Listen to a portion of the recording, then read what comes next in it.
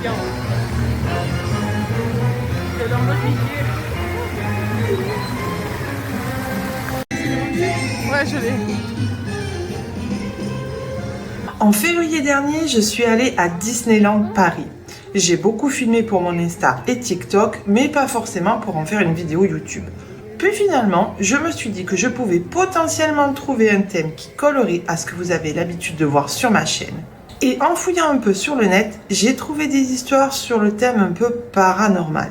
Des témoignages de cast members, des légendes. J'ai donc décidé de vous partager tout ça sur cette vidéo.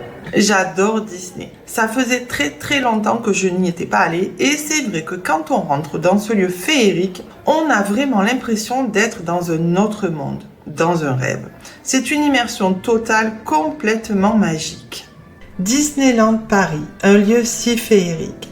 Chaque attraction, chaque décor, chaque recoin du parc semble tout droit sorti d'un rêve. Des châteaux de contes de fées, des pirates, des fantômes, une immersion totale pensée pour émerveiller petits et grands. Mais derrière cette perfection millimétrée, derrière les sourires des personnages, les musiques entraînantes et les feux d'artifice, se cachent aussi des histoires bien plus sombres.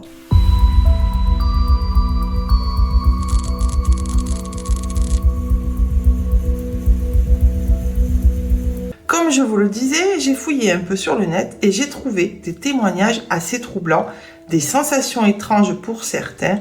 Et on va commencer avec la première histoire, le fantôme de Walt Disney. Alors, pour cette première histoire, ça ne s'est pas passé à Paris, mais à Disneyland, Californie. Mais je ne pouvais pas ne pas vous la partager parce que ça concerne Walt Disney lui-même et que le témoignage est assez fou. Alors, pour vous expliquer, à Disneyland Californie, Walt Disney avait fait aménager un petit appartement personnel au-dessus de la caserne de pompiers, juste à l'entrée du parc sur Main Street USA. Cet appartement lui permettait de dormir sur place et de superviser discrètement les opérations.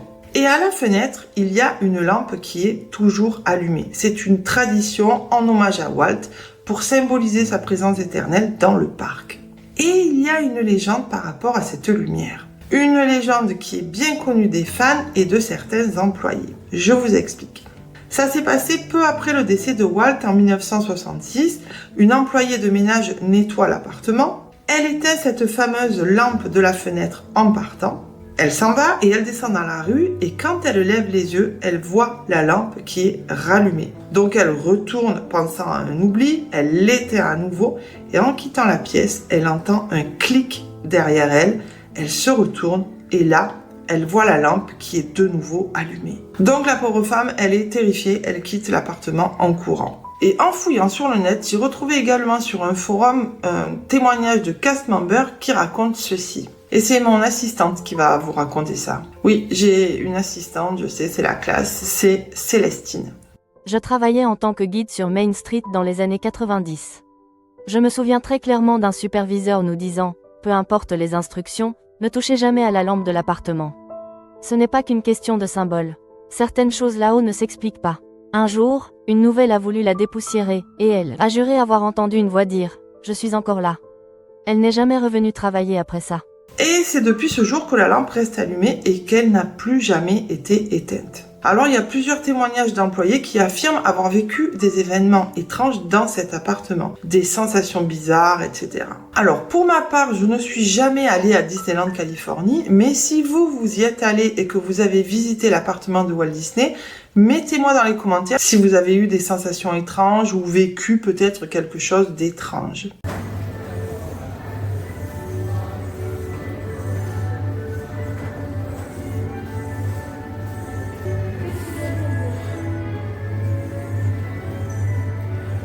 Magnifique. Ça change, hein, c'est un autre monde, vraiment. Et on passe à la deuxième histoire. Alors cette deuxième histoire se passe à Phantom Manor. L'histoire de ce vieux manoir au sommet de la colline de Frontierland, c'est une histoire qui a été entièrement créée par les Imagineers. Les Imagineers, ce sont les créateurs des attractions Disney. Alors, ils ont créé une ville Thunder Mesa et une histoire, une tragédie sur fond de ruée vers l'or. Donc si vous connaissez pas l'histoire, c'est une famille, les Ravenswood, Et il y a une fille, Mélanie, qui est condamnée à errer dans la maison familiale en robe de mariée, à attendre un fiancé. Et qui ne viendra jamais. Donc vous l'avez compris, Mélanie est totalement inventée. Quand vous êtes dans cette attraction, elle apparaît dans les miroirs, on l'entend pleurer. Mais elle est sortie tout droit d'une histoire créée. C'est un personnage fictif, mais pourtant... Et pourtant, avec le temps, quelque chose a changé. Certains cast members racontent avoir ressenti un froid inexpliqué dans les couloirs. Entendu une voix pleurer dans la salle de bal. Vu une silhouette blanche, immobile, dans une zone du parcours pourtant interdite. Un technicien a même affirmé qu'un animatronique s'était mis à bouger, tout seul, alors que le système était totalement coupé. Mélanie n'est qu'un personnage fictif. Elle a été créée par une équipe de designers dans un bureau. Et pourtant, des visiteurs disent avoir senti sa présence. Comme si, à force de raconter son histoire, à force de la faire vivre dans les murs du manoir, elle avait fini par exister. Comme si Disney avait involontairement créé un fantôme. À la toute fin de l'attraction, alors que votre véhicule s'apprête à repartir, Mélanie vous regarde. Son regard est triste, presque suppliant. Et elle murmure, « Si vous trouvez un fiancé, ramenez-le-moi. » Alors moi, quand j'ai fait cette attraction, honnêtement, c'est vrai qu'on est vraiment plongé dans l'histoire et on est dans un environnement très frissonnant. Elle est vraiment géniale, cette attraction. Je l'adore, je l'ai fait 2 fois. Elle fait vraiment partie de mes attractions favorites. On est pile poil dans le thème que j'adore dans mes vidéos. Alors, pour cette 3e histoire, malheureusement, elle est basée cette fois sur un fait réel. Le décès d'un technicien de 45 ans. L'histoire, ça s'est passé le 2 avril 2016, c'était tôt le matin avant l'ouverture au public. Ce technicien travaillait à l'entretien d'une attraction et cette attraction, c'est encore une fois le Phantom Manor. Et vous allez voir qu'elle va revenir plusieurs fois dans ma vidéo.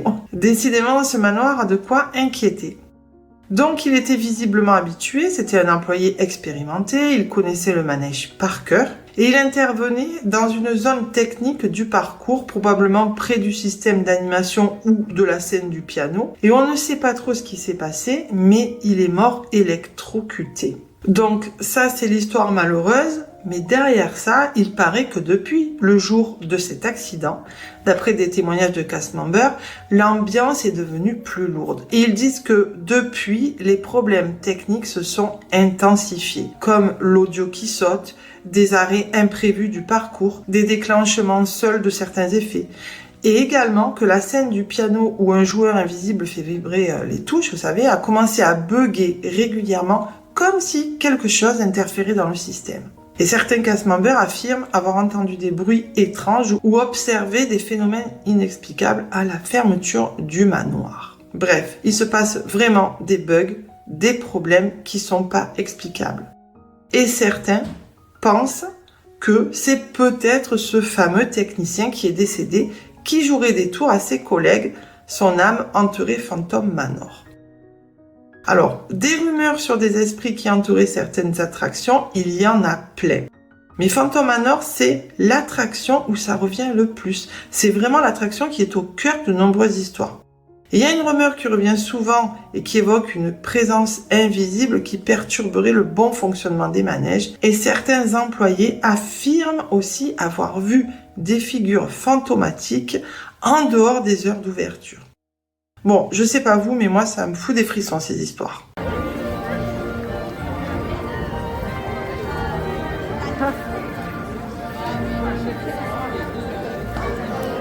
Bon, Disney, les amis, c'est quand même une ambiance particulière. Il y a un monde de fous.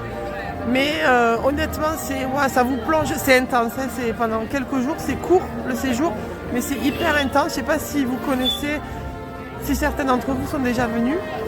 Dites-moi-le dans les commentaires. Mais c'est vraiment magique et féerique. Pour cette 4e histoire, il a fallu que je creuse et que je me rende sur des forums de fans et de cast members de Disney pour dénicher un truc fou. Alors, c'est une rumeur, donc je vous laisserai seul juge de cette histoire, mais il paraît qu'il se passe des choses effrayantes dans les utilidors.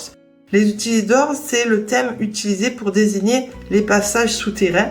Ce sont des souterrains qui sont utilisés par les employés pour se déplacer et aller d'une zone à une autre sans être vus du public.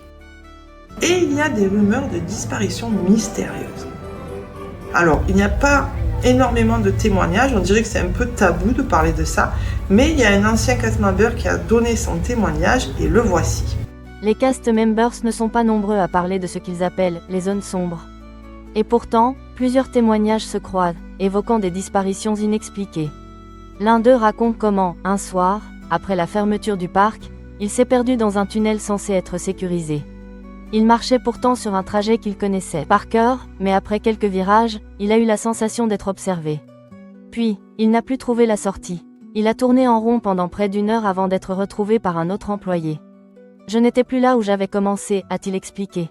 C'était comme si le tunnel m'avait aspiré dans un autre endroit. D'autres parlent de bruit, de voix, chuchotées dans des couloirs où personne ne se trouve. Des bruits de pas derrière eux, bien que tout soit censé être désert. Certains disent même que les lumières s'éteignent parfois sans raison. Alors, entre les tunnels, les passages souterrains, il y a plein de témoignages et surtout des rumeurs persistantes et surtout une qui revient souvent. Alors, je ne sais pas ce qu'il faut en penser, mais c'est la disparition tout bonnement d'un homme qui travaillait à Disney. Alors, l'histoire, c'est qu'il avait quitté son poste pour effectuer une vérification des systèmes, puis plus rien. Il s'est complètement volatilisé. Il y a eu des recherches pendant plusieurs heures, mais il n'a jamais été retrouvé. Et ce qui se dit, c'est qu'il a disparu dans les profondeurs de l'attraction. Alors, la version officielle de Disney, c'est que l'homme est en réalité parti en vacances sans prévenir.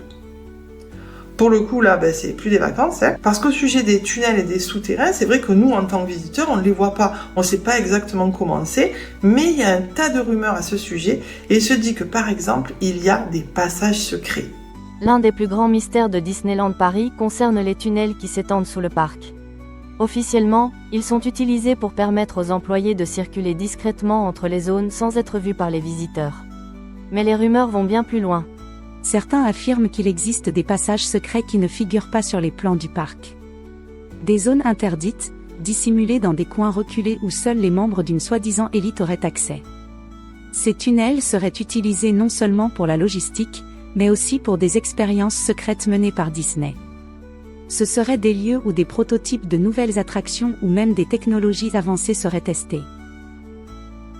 Les plus audacieux parlent même de tunnels menant à des zones souterraines interdites, des espaces abandonnés, oubliés, où des secrets seraient cachés. Des rumeurs persistantes prétendent que certains employés y auraient fait des découvertes étranges, comme des machines bizarres ou des documents scellés. Derrière les murs du parc se trouvent également des zones interdites au public. Ce ne sont pas des zones techniques comme les ateliers ou les zones de stockage. Non, ce sont des lieux accès restreints où, selon certaines théories, se dérouleraient des activités que Disney préfère garder secrètes. Par exemple, certains évoquent l'idée qu'il y aurait des espaces réservés à des tests de technologies avancées et d'effets spéciaux, des zones de stockage où l'on conserverait des objets ou des éléments anciens liés à l'histoire de Disney et à son univers parallèle. Une théorie, particulièrement fascinante, suggère qu'il existe une zone secrète sous le parc où Disney conserverait les vieux prototypes d'attractions abandonnées, comme les anciennes versions de Space Mountain ou des décors inachevés, mais également des objets étranges, comme des figurines maudites ou des vestiges de conceptions avortées. Les employés qui ont eu accès à ces zones rapportent souvent une atmosphère particulière, une sensation étrange d'être surveillés. Et ce qui pourrait être de simples histoires racontées entre collègues se transforme en mystère au fil des années. Il y a un autre phénomène curieux qui alimente de nombreuses théories, ce sont les dysfonctionnements inexpliqués des attractions. Si vous avez déjà eu l'occasion d'aller à Disneyland, vous avez probablement remarqué que certaines attractions bug plus souvent que d'autres et assez fréquemment. Alors oui, ça peut se comprendre parce qu'il y a tellement de monde que ça entraîne inévitablement des arrêts, des bugs, mais Phantom Manor, par exemple, encore lui, est bien connu pour ses pannes régulières. Mais ce n'est pas tout, parce que visiblement, les techniciens disent que certains systèmes électriques ont tendance à surchauffer sans raison, et que des effets spéciaux comme des sons ou des lumières s'activent sans que personne ne les ait activés. Certains parlent même de choses qui bougent d'elles-mêmes, des objets apparemment inanimés qui sont retrouvés déplacés dans des attractions, ou des figures animatroniques qui s'activent alors qu'elles sont supposées être hors service. Ce phénomène qui semble résulter d'un simple bug technologique est parfois perçu par certains employés comme quelque chose de bien plus étrange, des défaillances techniques provoquées par des forces invisibles. Et c'est une théorie qui a été alimentée par des témoignages d'employés qui ont rapporté des pannes bizarres juste avant ou après certains événements marquants du parc. Alors, vous en parlez dessus. Et les amis, les gens jettent des pièces dans partout où il y a de l'eau. En fait, on retrouve des pièces. C'est dingue, je sais pas pourquoi. C'est la tradition de Disney, j'en sais rien. Excusez-moi, je filme très très mal. Mais partout où il y a de l'eau, en fait, on retrouve des pièces, même pas partout où il y a de l'eau, parce qu'on a fait la cabane vers, comment ça s'appelle, Indiana Jones là-bas, et enfin, l'arbre. Et il y avait des présentations dans l'arbre de pièces, vous savez, des pirates et tout. Et il y avait des pièces aussi sur les... des pièces de monnaie sur les lits, sur les... Donc je sais pas pourquoi. C'est comme la fontaine de Trévi en fait. Alors cette histoire, franchement, j'aurais vraiment préféré qu'elle n'existe pas. C'est même pas une histoire, c'est un fait réel et c'est franchement glauque. C'est un phénomène récurrent depuis plusieurs années auquel Disney doit faire face. C'est des visiteurs qui viennent secrètement disperser les cendres de leurs proches dans les attractions. Oui, vous avez bien entendu, et ça, c'est pas une rumeur, c'est vrai, et je vous le donne en mille encore une fois, c'est Phantom Manor qui remporte la Palme d'Or parce que c'est l'attraction qui est le lieu le plus populaire pour ça. Et par rapport aux témoignages qui viennent des États-Unis, les attractions qui sont les plus touchées par ce phénomène, c'est Pirates of the Caribbean et It's a Small World. Oui, la maison des poupées chantantes. C'est écœurant. Et c'est tellement courant cette pratique que de 1, ils ont un code spécial pour déclencher un nettoyage qui n'est pas un simple coup de balai ou d'aspirateur. De 2, il y a toute une procédure spéciale et ça engendre l'immobilisation pendant plusieurs heures de l'attraction, le temps du nettoyage. Et de 3, les employés reçoivent des formations pour repérer les comportements suspects. Bon, évidemment, Disney interdit formellement ce genre de pratique. Merci, on n'a pas trop envie de marcher au milieu des cendres humaines. Mais j'ai quand même trouvé plusieurs témoignages qui disent que dans presque chaque attraction, on peut retrouver des cendres humaines. Je sais pas ce que vous en pensez, mais j'espère vraiment que ces derniers témoignages sont faux.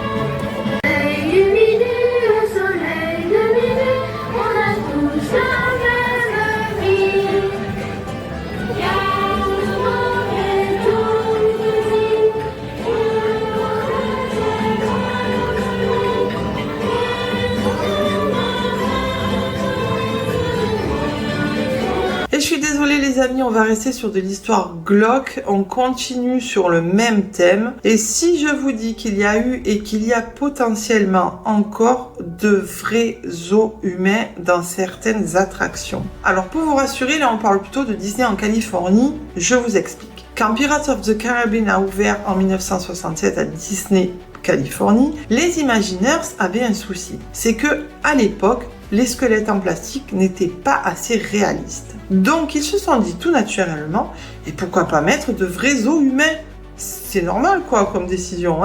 Et pour avoir de vrais os humains, ils ont demandé à l'UCLA Medical Center de leur fournir de vrais squelettes humains. À la base, c'était des os qui étaient donnés pour des fins éducatives, mais qui ont été reconditionnés pour l'attraction. Alors même si c'était au début de l'attraction, c'est quand même fou cette info. En tous les cas, depuis, les vrais os ont été retirés et remplacés par des répliques avec des matériaux synthétiques ultra réalistes. Mais il y a quand même une rumeur qui dit que un crâne près du lit dans la scène du capitaine mort serait encore un vrai crâne humain. Et à Paris, officiellement, il n'y a pas de preuves qui indiquent qu'ils ont utilisé de vrais ossements humains. En même temps, à l'époque où Disney a été construit en 1992, il y avait déjà des matériaux qui faisaient des reproductions réalistes. Donc si vous allez à Disney Californie, regardez bien les ossements et demandez-vous plastique, résine ou vrai ossement humain.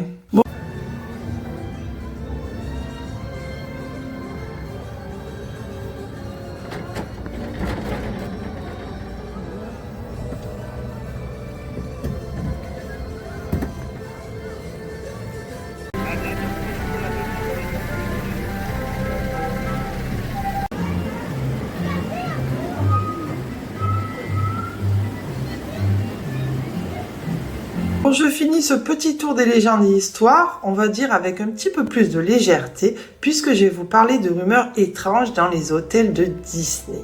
Alors, il y a plusieurs rumeurs qui touchent plusieurs hôtels. Par exemple, il y a le Disneyland Hotel et le New York, et ce sont des témoignages de certains employés de ménage ou de sécurité qui affirment qu'il existerait des chambres à problème. Il se dit que ça serait des chambres pas officiellement interdites, mais rarement attribuées et connues en interne pour ne pas être normales. On parle d'objets qui changent de place ou de courants d'air froid localisés sans cause technique dans des chambres qui sont plutôt parfaitement isolées. Et j'ai retrouvé un témoignage anonyme d'un employé de housekeeping.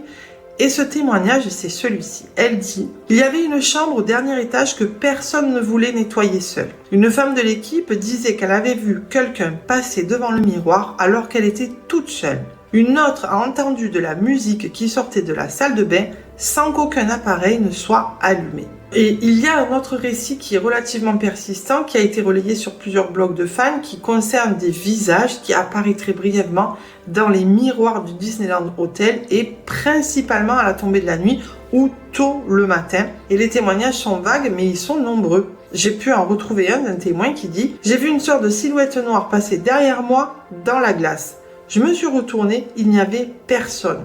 C'était comme un reflet, mais qui n'était pas moi. » Et certaines personnes affirment que cela arrive plus souvent dans les suites proches de la façade du château, notamment dans l'aile qui donne sur les jardins. Et il y a une autre rumeur qui circule dans les couloirs de Disneyland Hotel, celle d'un ancien groom mort depuis des années qui ferait encore ses rondes. Des employés de nuit disent avoir entendu des bruits de chariots roulant dans les couloirs alors que personne n'est de service. Certains affirment que l'ascenseur descend tout seul au sous-sol sans qu'aucun bouton n'ait été pressé. Et quand on ouvre la porte, il n'y a personne. Et les employés de l'hôtel lui ont donné un nom plutôt sympathique, le Groom Phantom. Voilà les amis, j'ai adoré mon voyage à Disney, surtout que ça faisait très longtemps que je n'y étais pas allée. Mais c'est un monde tellement fou et féerique que j'ai trop envie d'y retourner. Malgré les histoires que je vous ai racontées, j'espère que je vous ai pas dégoûté, mais franchement je pense pas. Voilà, c'est tout pour moi, merci d'avoir regardé cette vidéo, j'espère vraiment qu'elle vous aura plu.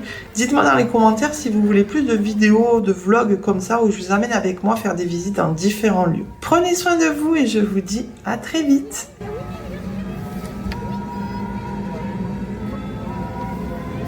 N'exagère pas, ça marche.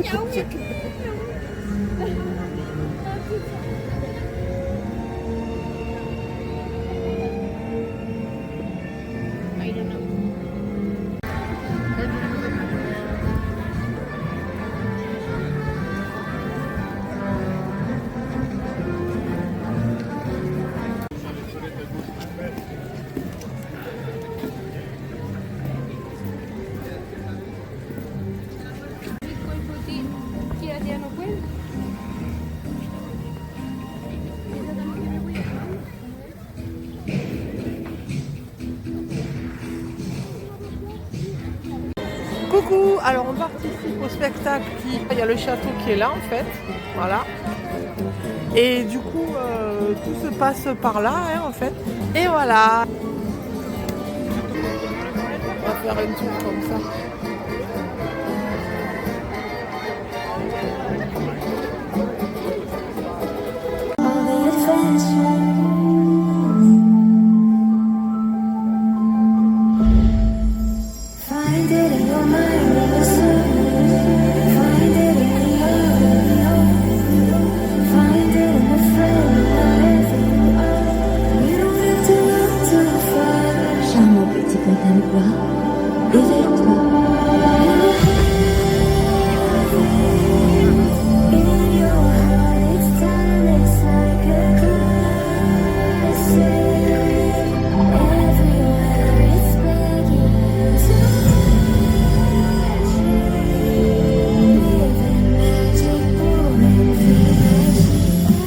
Regarde la rose, regarde la rose.